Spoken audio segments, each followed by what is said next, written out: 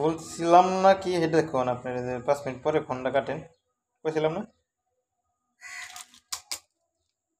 Hello, আচ্ছা তো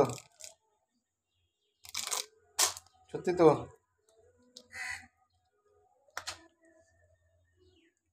phone দেওয়ার মানুষ থাকলে তো হ্যাঁ না দিলে সমস্যা কি?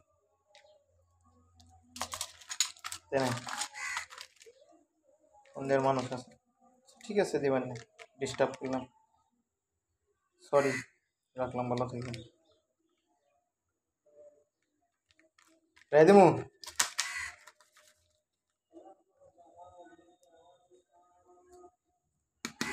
তুই ফোন কাটলি কে দিলে কি কইছি কি কইছি? তো ভালো হলেই তো কইলাম আপনার 5টা মিনিট কথা কন, আমি আধা ঘন্টা পরে লাইন আসতেছি না, কই নেই কথা।